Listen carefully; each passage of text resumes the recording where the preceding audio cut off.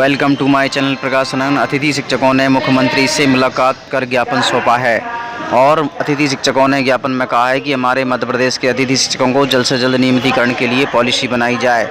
इसके अनुसार आपको बता देते हैं, आरटीआई के तहत मैदान शाजापुर में नीमच जिले के स्थायित्व होने के कुल 1500 मेगावाट क्षमता के सोलर पार्क में शिलान्यास का कार्यक्रम में प्रदेश के मुखिया श्री शिवराज सिंह चौहान और संयुक्त अतिथि शिक्षक संघ शाजापुर के तत्वाधान में मुलाकात कर अपनी 14 वर्षों से अतिथि शिक्षकों की लंबित मांगों को लेकर ज्ञापन सौंपा है और अवगत कराया है कि और मध्य प्रदेश के अतिथि शिक्षकों ने कहा है कि साथ ही हमारे पदाधिकारी लोक शिक्षण, स्वास्थ्य, यांत्रिकी एवं राज्य मंत्री एवं जिला प्रभारी ब्रजेंद्र सिंह यादव, मध्य प्रदेश शासन ऊर्जा मंत्री प्रद्युम्न सिंह तोमर और नवीनकरण ऊर्जा मंत्री, पर्यावरण मंत्री हरदीप सिंह डंग, ऐसे कई मंत्रियों को ज्ञापन सौंपे गए हैं।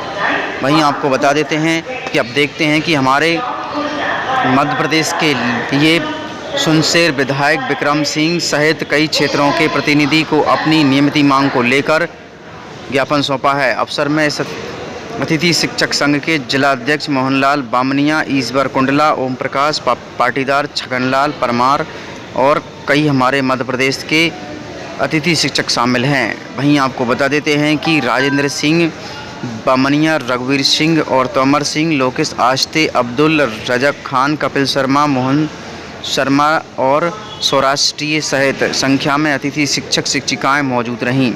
वहीं आपको बता देते हैं कि डीजे बढ़ा रहे ध्वनि प्रदूषण के खचरोंच के नगर सहित अंचल की सड़कों पर इन डीजे एवं गाड़ियों की भी हालत को देखते हुए एसडीएम कार्यालय को ज्ञापन भी सौंपा गया है। इसमें आपको बता देते हैं कि मध्य प्रदेश के अतिथि शिक्षकों के लिए सबसे बड़ी खुशखबरी की बात यह है कि शाजापुर अतिथि शिक्षकों ने अपना ज्ञापन में मुख्य मांगों को लेकर यह ज्ञापन सौंपा है। आइए देखते हैं इनकी मुख्य मांगें क्या हैं।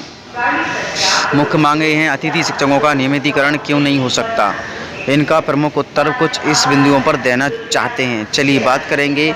नंबर 1, विद्यालय में अतिथि शिक्षकों का चयन पूर्णतः संवैधानिक रूप से हुआ है। नंबर 2, अतिथि शिक्षकों का चयन लोक शिक्षण संचालनालय के नियमानुसार किया गया है।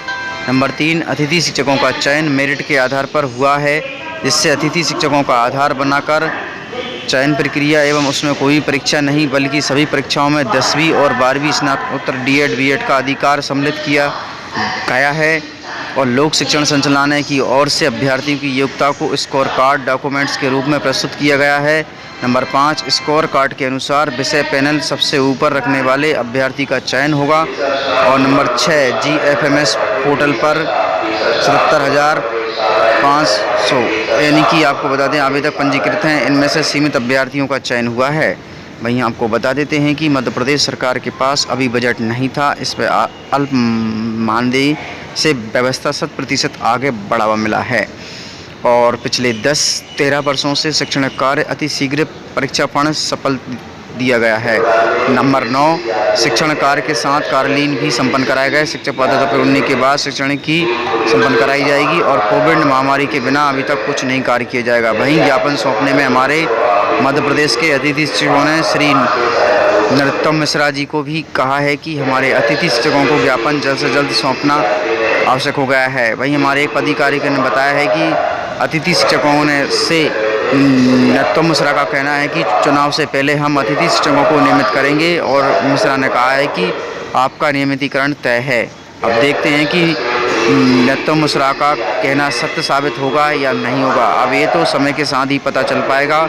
और हमारे मध्य प्रदेश के अतिथि शिक्षकों ने जो 15 वर्ष दिए हैं उनका तो एक इस तरह से अतिथि शिक्षकों के लिए सबसे बड़ी बात यही है कि लोक शिक्षण संचालनालय तक अतिथि शिक्षकों ने संघर्ष किया, आंदोलन किए, किंतु अभी तक उन लोगों की भर्ती नहीं होने के कारण आज मध्य प्रदेश का अतिथि शिक्षक सड़कों तक भटक रहा है और उन्हें कोई भी निर्णय नहीं मिल रहा है। इस तरह से आपको बता देते हमारे मध्य प्रदेश के शंभू चरण दुबे जी को मध्य प्रदेश के अतिथि शिक्षकों का चहेता एक हीरो था, लेकिन आपको बता देते हैं कि उन्होंने हमारे शंभू चरण दुबे जी को 5 साल का जेल में डाल दिया गया है। वहीं आपको बता देते हैं कि नरोत्तम मिश्रा ने, जिसकी बात मुख्यमंत्री से टाल नहीं सकता है, पहली बार निवेदन करने पर नरोत्तम मिश्रा जी ने अतिथि शिक्षकों के नियमितीकरण के लिए तैयार हो गए हैं और हमें उन पर संदेह नहीं है, क्योंकि झूठ नहीं बोल सकते। नरोत्तम मिश्रा जी ने जहाँ तक है कहा है कि उनसे पूछ कर मंत्री जी ने स्पष्ट कह दिया है कि आपका काम मैं करूँगा और आपको मेरे साथ देना पड़ेगा।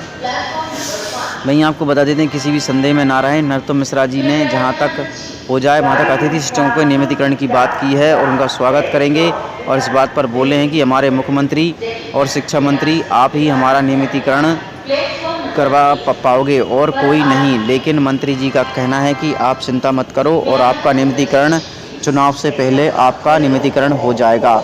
इस तरह से हमारे अतिथि शिक्षक और कई पदाधिकारियों ने बात की है और उनको स्पष्ट कहना है कि हमने गुरुजियों का नियमितीकरण भी करवाया था, इसलिए आपका भी करवा देंगे, लेकिन आप लोगों को भी साथ खड़ा होना पड़ेगा और जिनको झूठ लग रहा है तो वो व्यक्ति हमारी यानी कि मेरी फेसबुक पर देख सकते हैं। यानी कि आपको बता दें, हमारे पदाधिकारी की फेसबुक आईडी पे भी आप उनका इस परिचय का पोस्ट देख सकते हैं और व्यक्ति कभी झूठी पोस्ट पर नहीं डालते हैं। इस तरह से आपको बता देते हैं, नरोत्तम मिश्रा जी ने भी अपनी आईडी पर डाल रखा है और इस तरह से आपको बता देते हैं कि अतिथि शिक्षकों के लिए जल्द से जल्द यह बहुत सुख की बात और सरलता की बात होगी कि हमारे मध्य प्रदेश के अतिथि शिक्षकों का नियमितीकरण जल्द से जल्द हो सकेगा।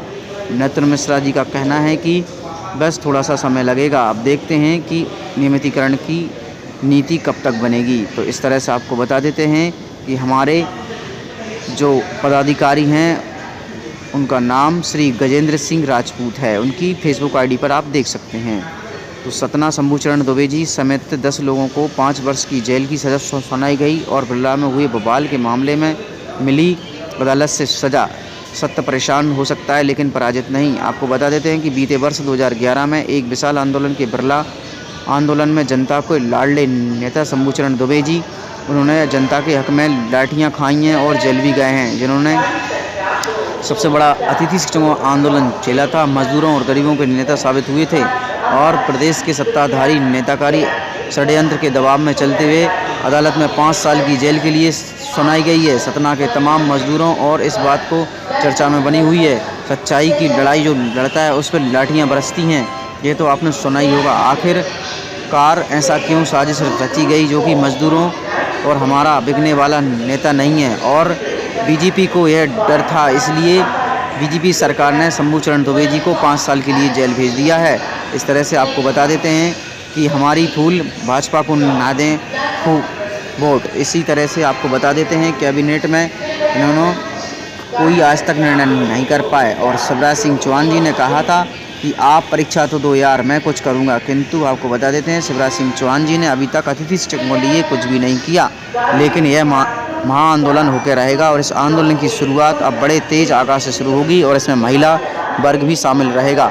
और इस तरह से आपको बता देते हैं कि नारी शक्ति अब आगे आ चुकी है और शंभूचरण दुबे जी 5 साल के लिए जेल जा चुके हैं।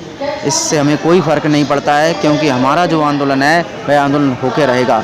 इसलिए आपको बता देते हैं कि हमारे आंदोलन की शुरुआत एक बड़े आंदोलन के साथ किया जाएगा।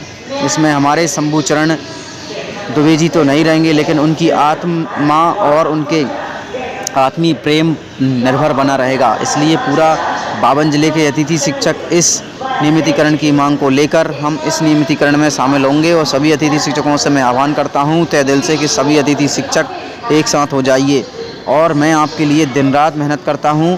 इसी तरह से आप भी उठने का प्रयास करिए, क्योंकि जब तक हम उठेंगे नहीं, जब तक हमें कोई सफलता नहीं मिलेगी। उठिए, जागिए और जब तक जागते रहिए जब तक कि हमें सफलता प्राप्त ना हो जाए।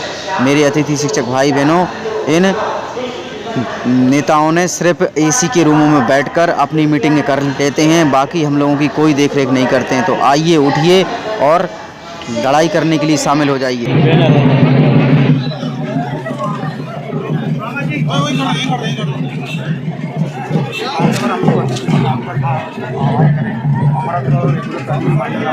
आपके कार्यकाल में हम लोग आए और आप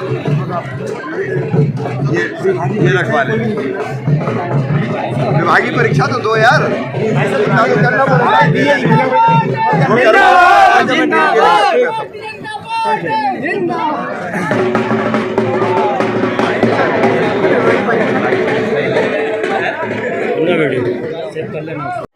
Thanks for watching.